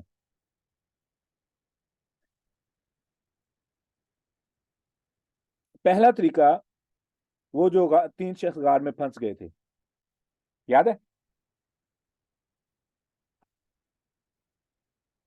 طوفان میں 3 شخص غار میں پھنس گئے, اور انہوں نے اللہ رب العزت سے دعا کی تھی لیکن وسیلے کے ذریعے. یاد ہے کون سا وسیلہ انہوں نے ڈالا تھا؟ یہ تو اس pretty interesting and famous story ہم نے اردو کی کتاب میں یا اسلامیت کی کتاب میں پڑھی ہوگی کہ ایک نے کہا کہ یا اللہ آپ کو معلوم ہے میرے والدین بوڑھے ہیں اور میں نے اپنے والدین کی خدمت کرتا ہوں، سب سے پہلے ان کو دودھ پلاتا ہوں اور میں چرواہا ہوں. تو اس نے اپنے اس نیک عمل کی جو ہے نا وسیلے کے طور پہ استعمال کیا. پھر دوسرا شخص تھا جس نے کہا کہ میرے پاس ایک مزدور تھا جس نے مزدوری کی اور وہ مزدوری لینے کے وقت اس کا میرے ساتھ آرگیومنٹ ہوا، وہ چلا گیا، پیسے نہیں لیے، میں نے اس کے پیسے انویسٹ کیے، وہ ایک بہت بڑی انویسٹمنٹ بن گئی. وہ ایک بندہ اچانک شو اپ ہو گیا اور اس نے مطالبہ کیا، میں نے جتنی اس کے پیسوں سے انویسٹمنٹ ڈیولپ کی تھی، جتنے بھی جانور تھے سارے میں نے اس کو دے دیے، یا اللہ تیری رضا کی خاطر. پھر تیسرا بندہ وہ تھا جس کو جو ہے نا اس کی کزن یا اس کی ریلیٹیو خاتون کو پیسوں کی ضرورت تھی اور اس نے پیسے کا مطالبہ کیا تو اس نے اس کے بدلے میں جو ہے نا زنا کی خواہش کی. نتیجہ یہ نکلا کہ وہ خاتون ڈر گئی اور اس نے بھی جو ہے نا اس کو معاف کر دیا، درگزر کر دیا اور اس کی مدد بھی کی اور گناہ سے بھی بچ گیا. تو ان تینوں نے اپنے نیک اعمال کا وسیلہ اختیار کیا اور اللہ رب العزت نے ان کی مصیبت کو ٹال دیا. That's a first way. ابھی جو انیلا نے بولا کہ آپ اپنی عبادت کو کسی بھی نیک عمل کو وسیلے کے طور پہ استعمال کریں. بیسیکلی آپ یہ سمجھ لیں کہ آپ اپنی نیکی کو دنیا میں کیش کروا رہے ہیں. وسیلہ is a good thing, at the same time it's kind of آپ کو نہیں کرنا چاہیے. یعنی آپ اپنے اعمال کو دنیا میں کیش نہ کروائیں. یہ دنیا میں کیش کروانے کا ایک طریقہ کہہ لیں کہ you want the reward in the life in this life. ٹھیک ہے، تو آپ اپنے وسیلے اپنے نیک عمل کو درمیان میں لے آئیں اور اس کا وسیلہ کہتے ہیں. پہلا طریقہ، ٹھیک ہے، اور اس افیکٹو ایز ویل. دوسرا طریقہ یہ ہے کہ آپ کسی زندہ شخص سے دعا کی درخواست کر دیں. ٹھیک ہے، جیسے کہ رسول اللہ صلی اللہ علیہ وسلم کی حیات میں صحابہ کرام آتے اور آ کے رسول اللہ صلی اللہ علیہ وسلم کو کہتے یا رسول اللہ، ٹھیک ہے، ادعو لنا، ہمارے لیے دعا کریں، ہمیں یہ مصیبت ہے. ٹھیک ہے، یا موسیٰ علیہ السلام کے پاس بارش کے لیے ان کی قوم آئی، یا جو ہے نا کیا نام ہے سلیمان علیہ السلام گئے تھے کیا نام ہے بارش کے لیے نکلے تو انہوں نے چونٹیوں کو دیکھا دعا مانگ رہی ہیں. ٹھیک ہے، تو وہیں سے واپس آ گئے، اپنی قوم کو لے کے جا رہے تھے بارش کی دعا کرنے کے لیے. تو آپ اللہ کے پیغمبر یا کسی بھی نیک شخص کو جس کی اچھائی معاشرے میں رائج ہے، مشہور ہے، ٹھیک ہے، آپ اس کو، یا ضروری نہیں کہ وہ نیک ہو، آپ کسی بھی انسان کو دعا کا کہہ دیں. جب بھی کوئی بھی شخص آپ کے لیے دعا کرے گا تو اس کے ساتھ اللہ کے فرشتے بھی دعا کرنا شروع کر دیں گے، تو اس کی دعا کے افیکٹ بڑھ جائے گا، دعا کی قبولیت کے امکانات بڑھ جائیں گے. یہ ہے دوسرا طریقہ. اچھا، اب ہے تیسرا طریقہ. تیسرا جو طریقہ ہے، دو طریقہ آپ کو سمجھ آ گیا نا. پہلا تو طریقہ آپ اپنے اعمال کو، نیک اعمال کو وسیلے کے طور پہ استعمال کریں. ٹھیک ہے. دوسرا یہ ہے کہ آپ کسی زندہ شخص کو وسیلے کے طور پر جو حیات ہوں، دیٹس obviously. ہاں بالکل آپ ٹھیک کہہ رہے ہیں، وہ حیات ہوں گے تو پھر ہی آپ ہی کہیں گے. ٹھیک ہے. اب جو تیسری قسم ہے اچانک ذہن سے فلیش ہوگی، I don't know why، لیکن apologize. ٹھیک ہے، تیسری قسم میں آپ کو دے دوں گا. لیکن مردہ شخص، بے جان چیز، ٹھیک ہے، مردہ شخص، بے جان چیز، پتھر، شجر، حجر، ٹھیک ہے، کوئی رسول، کوئی صحابی یا کوئی ولی جو دنیا میں حیات نہیں ہے، ان کا نام لے کے آنا دعا کے اندر اور ان کے ذریعے اللہ کو سفارش ڈالنے کی کوشش کرنا، no it's not gonna work this way. ٹھیک ہے. مثال کے طور پر ہم نماز پڑھتے ہیں، نماز میں ہماری جو دعا ہے، نماز میں ہم دعا پڑھتے ہیں، کوئی بھی دعا جو رسول اللہ صلی اللہ علیہ وسلم نے ہمیں سکھائی ہے یا جو اللہ رب العزت نے ہمیں قرآن میں دعا سکھائی ہے، وہ کہاں سے شروع ہوتی ہے؟ ربی جعلنی، ربنا اور ربی، یا اللہم. تین ہی الفاظ ہیں، اللہم، ربی، ربنا. ٹھیک ہے. تو یہاں پہ وسیلہ کہاں پہ ہے؟ جو بھی دعا قرآن میں ہے وہ ربنا سے شروع ہوتی ہے، ربی سے شروع ہوتی ہے. اگر تو وسیلے کا مطالبہ ہے یا ضروری ہے تو ربنا سے پہلے وسیلہ آنا چاہیے.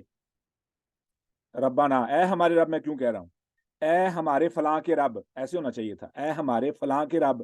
قرآن میں جتنی دعائیں، آدم علیہ السلام نے دعا کیا مانگی ہے؟ ربنا. پھر ہم نے وہ ایک بنایا ہوا ہے کہ آدم علیہ الصلوۃ والسلام نے وہ وسیلہ ڈالا تھا وہ محمد رسول اللہ کا، تو ان کی دعا قبول ہوگی. حالانکہ ان کی جو دعا ہے قرآن میں جو مذکور ہے وہ ربنا ہے. ٹھیک ہے، جتنی بھی دعائیں ہیں قرآن میں، ربنا ربی جعلنی، ربنا ظلمنا، ربنا اغفر لنا، ربنا اغفر لنا ولاخواننا الذین، ربنا اننا آمنا، ربنا ربنا ربنا اننا، اس کے بعد ربی پھر اللہم، یہی دعائیں. ٹھیک ہے، تو ہاں جزاکم اللہ خیر، جزاکم اللہ. یہ کون ہے؟ یہ کون ہے؟ اللہ کے اسماء کا وسیلہ. سبحان اللہ، سبحان اللہ. ثانیہ نذیر، چلو اللہ آپ کو برکت عطا فرمائے، اللہ رب العزت آپ کو برکت عطا فرمائے. جی، اللہ کے نام کا وسیلہ، وَلِلَّهِ الْأَسْمَاءُ الْحُسْنَىٰ فَادْعُوهُ بِهَا. اللہ کے پیارے پیارے نام ہیں، اللہ کو پکارنا ہے تو ان ناموں کے ذریعے پکارو. سبحان اللہ، کیا خوشی ہوئی ہے مجھے سن کے. یہ آپ کا جو آپ نے جو یاد کروایا، میرے رونگٹے کھڑے ہو گئے. یہ ہے 3 طریقے. اس کے علاوہ جو ہے نا اگر گنجائش ہوتی، یعنی اللہ رب العزت کو اپنے بندے کے ساتھ اتنا پریم نہ ہوتا، پیار نہ ہوتا، اور اللہ رب العزت کسی کے اسلام کو قبول نہ کرنا ہوتا، تو زانی لوگوں کو کبھی بھی اسلام نہ، یعنی جتنے بھی گنہگار ہیں، مشرک ہیں، وہ کلمہ پڑھنے پر مسلمان نہ ہوتے، ان کا اسلام نہ قبول کیا جاتا. اور ان کے اسلام کے دوران، یعنی اسلام قبول کرنے سے پہلے، ان کے کلمات کے اندر، یعنی کلمہ شہادت کے درمیان کچھ نہ کچھ ہونا چاہیے. کیا ہونا چاہیے؟ اشہدو، میں گواہی دیتا ہوں، اللہ الہ الا اللہ کی بجائے کہ میرا فلاں جو دوست ہے وہ وسیلہ بن رہا ہے، فلاں پیغمبر وسیلہ بن رہا ہے، فلاں بت، فلاں شجر، فلاں حجر وسیلہ بن رہا ہے مجھے اس طرف لانے کے لیے اور میرے پیغام کو اللہ تک پہنچانے کے لیے، تاکہ میں مسلمان ہو جاؤں. پھر وہ سفارش جاتی، پھر اللہ رب العزت قبول فرماتے، پھر اس بندے کو پیغام آتا کہ اس کی اپلیکیشن قبول ہو گئی ہے، لہٰذا اس کو بتا دو کہ میں نے اس کا اسلام قبول کر لیا ہے اور وہ مسلمان ہو چکا ہے. No no, that's not the way it works. ٹھیک ہے، تو یہ ہمارا جو پنجابی کا وسیلہ ہے وہ خطرناک عقیدہ ہے جو کہ مشرکین مکہ کا تھا. کیا ہے وہ جو میں نے آپ کو حدیث پڑھ کے سنائی ہے؟ کیا حدیث ہے کہ رسول اللہ صلی اللہ علیہ وسلم نے فرمایا، مشرکین مکہ کہا کرتے تھے آپ کا کوئی شریک نہیں ہے، ٹھیک ہے، سوائے اس کے کہ جس کو آپ اختیار دے دیں، جس کو آپ اختیار دے دیں. حالانکہ اس کے پاس آپ کے خلاف کوئی اختیار نہیں ہے، کیونکہ آپ نے اختیار دیا ہے، بابا جی کو آپ نے اختیار دیا ہے ہمارے مسائل حل کرنے کا. تو پھر مشرکین مکہ اور ہم میں فرق کیا ہوا اگر ہماری بھی وہی سوچ ہے؟ جی ارسلہ، آپ کچھ کہنا چاہ رہے ہیں؟ آئی hope I answer your question. اگر پھر بھی ڈاؤٹ ہے تو you can ask me further انشاءاللہ. جی ارسلہ. السلام علیکم ورحمۃ اللہ وبرکاتہ. السلام ورحمۃ اللہ. سر، یہ جو 2 باتیں ہیں کہ جب آپ نے کہا کہ ہمیں اپنی نیکی کو دنیا میں کیش نہیں کروانا، تو جب ہم اپنی نیکی کا وسیلہ اللہ تعالیٰ کے سامنے رکھتے ہیں تو اللہ تعالیٰ کو تو ویسے تو ہماری ساری مشکلات کا بھی پتہ ہے اور اللہ تعالیٰ کو ہر چیز کا بھی پتہ ہے، تو ہم کیوں اپنی نیکی کو وسیلہ بنائیں؟ مطلب کہ اللہ تعالیٰ کے اوپر اگر یقین ہو تو اللہ تعالیٰ ویسے بھی تو دعا سنتے ہیں، اور جس طرح حضرت ابراہیم کی سنی، حضرت یونس کی سنی، حضرت موسیٰ کی سنی، اب آپ نے حضرت آدم کا ذکر کیا تو ان کی بھی سنی. اور دوسرا یہ سر، نیکی کا ذکر بندوں کے سامنے کریں تو کیا یہ شو آف نہیں ہوگا؟ بندوں کے سامنے؟ انسانوں کے سامنے. نہیں، وہ تو شو آف ہے نا، وہ تو کر ہی نہیں سکتے نا. یہ سمجھ لیں کہ یہ اصول ہے جو ہمیں نہیں بتایا گیا. اصول یہ ہے کہ you can not tell any body what you have done good in your life. Simple rule. صحیح. آپ نے کیا کیے ہیں، آپ کسی بھی اینگل سے، کسی بھی نظریے سے کسی کو نہیں بتا سکتے. وائے کیا کاری ہو جائے گی. آپ جتنے مرضی اپنے آپ کو سمجھ لیں، شیطان کھلواڑ کر جائے گا. کسی نہ کسی موقع پر آپ کو یاد آیا فلاں کو میری نیکی کا پتہ ہے، بس ان کو پتہ ہے میں کتنا اچھا ہوں، بس یہ خیال آیا، نیکیاں ساری برباد. کیا اچھا، اب واپس آ جائیں کہ نیکی کیش کروانی چاہیے. وہ تو صبر کی بات ہے، کس بندے میں کتنا صبر ہے. جس بندے کے پاس صبر ہے اس کو تو کیش کروانے کی ضرورت ہی نہیں پیش آئے گی. ٹھیک ہے، بات ہے صبر کی. جتنا بندہ امپیشنٹ ہو جائے گا اتنی جلدی فیصلہ کرے گا، جتنی جلدی فیصلہ کرے گا اتنا ہی وہ جو ہے نا غلط فیصلہ کر سکتا ہے. حالانکہ یہ غلط فیصلہ نہیں، لیکن صرف بلیف کی بھی بات ہے، مطلب لیول آف ایمان کتنا ہے. جس کو یقین ہوگا کہ میری دعا قبول ہو جائے گی تو وہ وسیلے کی طرف نہیں جائے گا. ایسا. ایک سیکرٹ دوں، sorry Salama, yes sir please. بات پوری کر لی آپ نے؟ جی سر. میں آپ کو ایک سیکرٹ دے رہا ہوں. ابھی جو آج انیلا نے بات کی ہے نا اس کے بارے میں، وسیلے کے بارے میں اور دعا کے بارے میں بھی، ٹھیک ہے؟ تو ایک سیکرٹ ہے کہ دعا کب قبول ہوتی ہے. It's a really important secret and it works.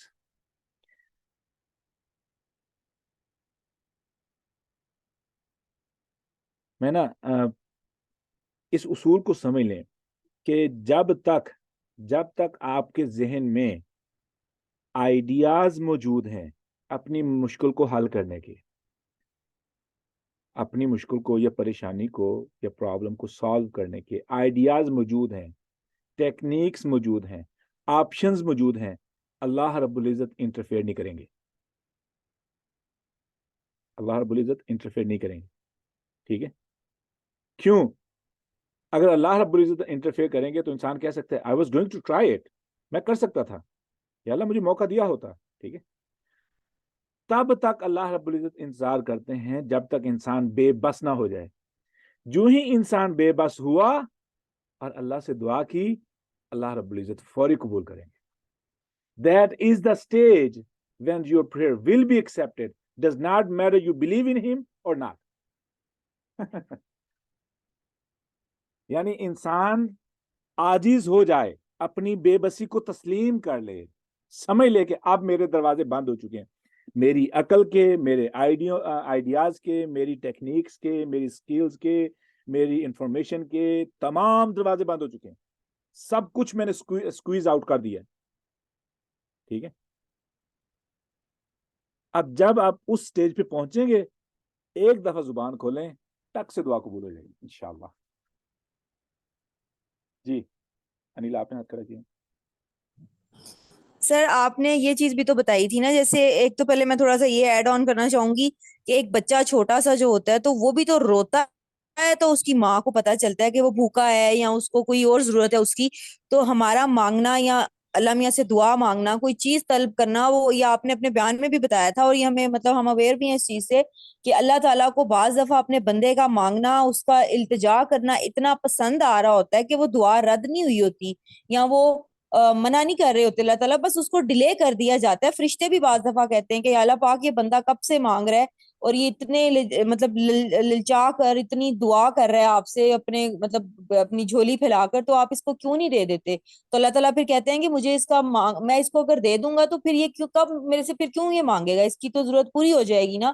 تو مجھے اس کا مانگنا اتنا اچھا لگ رہا ہے.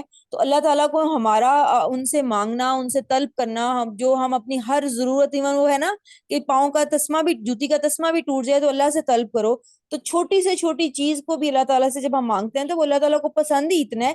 جب کچھ کہیں گے یہ چاہیے، حالانکہ اللہ تعالیٰ تو سب جانتا ہے، دلوں کے حال ہماری شارک سے زیادہ نزدیک ہے، بٹ مانگنا اٹ سیلف اللہ تعالیٰ کو ہمارا اتنا پسند ہے کہ وہ پھر وہ چیز ہے کہ بولے بغیر ہم اپنی ضرورت ماں کو بھی نہیں بتا سکتے، اپنے استاد کو بھی نہیں بتا سکتے کہ ہمیں کس چیز میں درپیش آ رہی ہے مشکل، ہمیں یہ سمجھا دو. تو وہی معاملہ پھر ہم اپنے کریٹر کے ساتھ کرتے ہیں. پھر ہمیں پتہ ہے کہ اللہ تعالیٰ کو ہمارا دعا مانگنا یا ان سے کوئی چیز طلب کرنا اتنا پسند ہے، تو وہ تو پھر مانگے بغیر تو وہ بات نہیں بنتی.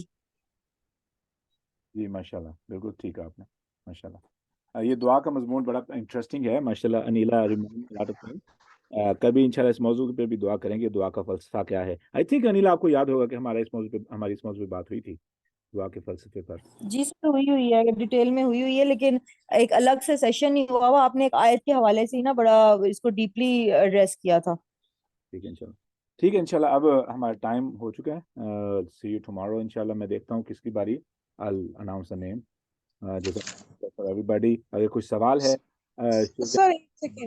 سر ایک سیکنڈ سر، یہ جو آپ نے ابھی نیکی کے وسیلے والی حدیث جو بھی بیان کی، یہ ہم بچپن سے واقعہ سنتے آ رہے ہیں، بہت چھوٹی کلاسز میں بھی یہ پڑھایا جاتا ہے، پھر بڑی کلاسز میں بھی. تو سر مجھے یہ نہیں سمجھ آ رہی کہ اگر یہ حدیث ٹھیک ہے تو پھر قرآن میں تو جس طرح ابھی آپ نے بتایا سب پیغمبروں نے ڈائریکٹ اللہ سے ہی مدد مانگی، کسی نے بھی اپنے نیک عمل کا حوالہ دیا ہی نہیں ہے، تو پھر کیا یہ حدیث اتھینٹک ہے؟ ایک منٹ، میں نا آپ کی جو آپ کی بات کی ہے نا، میں I just want to pull up this حدیث، تو میں آپ کو نا اس کا ریفرنس دے سکوں. حدیث از اتھینٹک. مجھے جسٹ بیفور آئی سے اینی تھنگ میں چاہتا ہوں کہ میں اس کو ڈھونڈ لوں. One second.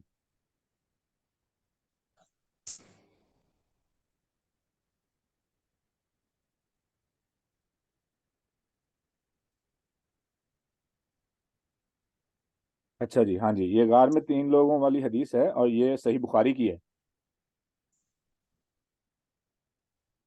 3 آدمی کہیں چلے جا رہے تھے کہ بارش نے ان کو آ لیا. تینوں نے ایک پہاڑ کی غار میں پناہ لے لی. اچانک اوپر سے ایک چٹان غار کے سامنے آ گئی اور انہیں غار کے اندر بالکل بند کر دیا. اب ان میں سے بعض لوگوں نے کہا کہ تم لوگ اب اپنے ایسے کاموں کو یاد کرو جنہیں تم نے خالص اللہ تعالیٰ کے لیے کیا ہو، اور اسی کام کا واسطہ وسیلہ دے کر اللہ سے دعا کرو. ممکن ہے اس طرح اللہ رب العزت تمہاری اس مصیبت کو ٹال دے. چنانچہ ایک شخص نے دعا شروع کی، اے اللہ، میرے والدین بہت بوڑھے ہیں اور میرے چھوٹے چھوٹے بچے بھی تھے. میں ان کے لیے جانور چرایا کرتا تھا. پھر جب واپس ہوتا تو دودھ دوتا. سب سے پہلے اپنی اولاد سے بھی پہلے میں اپنے والدین کو ہی دودھ پلاتا تھا. یہاں پہ نا یہ جو کہتے ہیں نا کہ والدین کو چھوڑو پہلے اپنے بچوں کا سوچو، یہ حدیث ان کے خلاف ہے. ٹھیک ہے نا. اپنی اولاد سے بھی پہلے میں اپنے والدین ہی کو دودھ پلاتا. ایک دن دیر ہو گئی اور رات گئے تک گھر واپس آیا.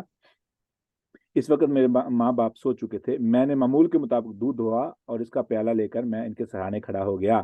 میں نے پسند نہیں کیا کہ انہیں جگاؤں، لیکن اپنے بچوں کو بھی والدین سے پہلے پلانا بھی مجھے پسند نہیں تھا. بچے صبح تک میرے قدموں پر پڑے تڑپتے رہے. لگتا ہے نا ظالم باپ. اگر دیسی قسم کی وائف ہو تو اس کے لیے تو یہ بڑا ظالم باپ ہے، خاوند ہے. سوری. بس اگر تیرے نزدیک بھی میرا، اب کہتے ہیں نا کہ بیگم کے لیے یہ ضروری نہیں ہے کہ اپنے والدین کی خدمت کرے، سوری، ساس و سسر کی خدمت کرے، تو پھر یہ بھی برداشت کرے. بس اگر تیرے نزدیک بھی میرا یہ عمل صرف تیری رضا کے لیے تھا تو غار سے اس چٹان کو ہٹا کر ہمارے لیے اپنا راستہ بنا دے کہ آسمان نظر آئے. چنانچہ اللہ رب العزت نے راستہ بنا دیا اور انہیں آسمان نظر آنے لگا. دوسرے کا، اے اللہ، میری ایک چچا زاد بہن تھی. مرد عورتوں سے جس طرح کی انتہائی محبت کر سکتے ہیں، مجھے سے اتنی ہی محبت تھی. میں نے اسے اپنے پاس بلانا چاہا لیکن وہ 100 دینار دینے کی صورت میں راضی ہو گئی. میں نے کوشش کی اور وہ رقم جمع کی. پھر جب میں نے اس کو قابو کر لیا، یعنی اس پر کنٹرول کر لیا، تو اس نے مجھ سے کہا، اے اللہ کے بندے، اللہ سے ڈر اور اس کے مہر کو حق کے بغیر نہ توڑ. میں یہ سنتے ہی دور ہو گیا. اگر میرا یہ عمل تیرے علم میں بھی تیری رضا ہی کے لیے تھا تو اس غار سے پتھر کو ہٹا دے. پس غار کا منہ کچھ اور کھلا. اب تیسرا بولا، اے اللہ، میں نے ایک مزدور 3 فرق چاول کی مزدوری پر مقرر کیا تھا. جب اس نے اپنا کام پورا کر لیا تو مجھ سے کہا کہ اب میری مزدوری مجھے دے دے. میں نے پیش کر دی لیکن اس وقت وہ انکار کر بیٹھا. پھر میں نے برابر اس کی اجرت سے کاشت کرتا رہا اور اس کے نتیجے میں بڑھنے سے بیل اور چرواہے میرے پاس جمع ہو گئے.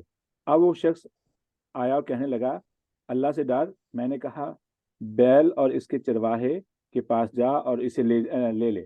اس نے کہا، اللہ سے ڈر اور مجھ سے مذاق نہ کر. میں نے کہا کہ میں مذاق نہیں کر رہا، یہ سب تیرا ہی ہے، اب تم اسے لے جاؤ. بس اس نے ان سب پر قبضہ کر لیا. الہی، اگر تیرے علم میں بھی میں نے یہ کام تیری خوشنودی ہی کے لیے کیا تھا تو اس غار کو کھول دے. اب وہ غار پورا کھل چکا تھا. ابو عبداللہ امام بخاری رحمہ اللہ نے کہا کہ ابن عقبہ نے نافع سے اپنی روایت میں فبوغیت کے بجائے فسوعیت نقل کیا ہے. بخاری شریف حدیث نمبر 2333. آج میں نے نوٹس کیا میری اردو اٹکتی ہے. خیر، I hope everybody understood. گناہوں کی کثرت سے دعا کی قبولیت میں رکاوٹ ہوتی ہے. حرام کھانا رکاوٹ بنتا ہے 40 دن تک. حرام کھانا، وہ حدیث ہے نا، میں پڑھ کے سنا دیتا ہوں. That's really important question. I do wanna finish the session، لیکن یہ سوال بہت پیارا ہے.